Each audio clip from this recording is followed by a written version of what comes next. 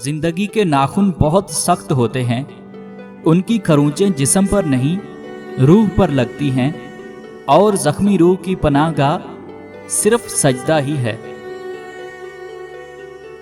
जानते हो बेटी का वो कौन सा पहला हक है जो हम अदा नहीं करते? उसकी पैदाइश पर खुश होना।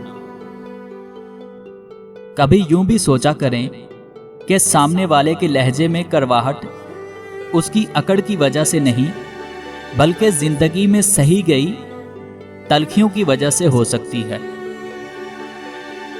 कुछ बात तो है तेरी बातों में, जो बात यहाँ तक पहुँची। हम दिल से गए, दिल तुम पे गया, और बात खुदा तक जा पहुँची। लोग अब बेहयाई को कॉन्फिडेंस का नाम देते हैं और हया को कॉन्फिडेंस की कमी कहते हैं। फिजिक्स और बायोलॉजी आपको डॉक्टर और साइंसदान बना सकती है, लेकिन इंसान बनने के लिए आपको कुरान मजीद और हदीस की तरफ आना होगा।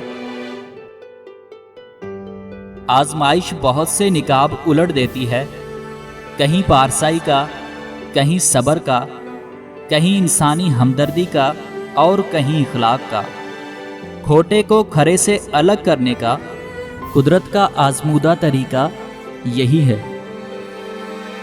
इससे बढ़कर अंधापन क्या होगा कि जो नज़र आना चाहिए वो ना आए, और जो हम देख रहे हों उसका वजूद ही न हो।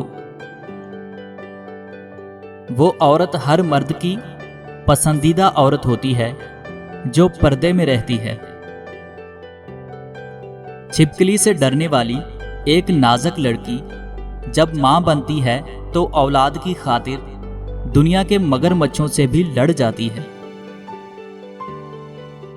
बारगाह रब्बुल इज़्ज़त में दुआगो हूँ, अल्लाह पाक आपको अपनी रहमतों और बरकतों से माला माल करे, रिज़्क़ में खैर व बरकत अता फरमाए, और हमेशा अपनी हिफ्ज़ व अमान में रखे। आमीन।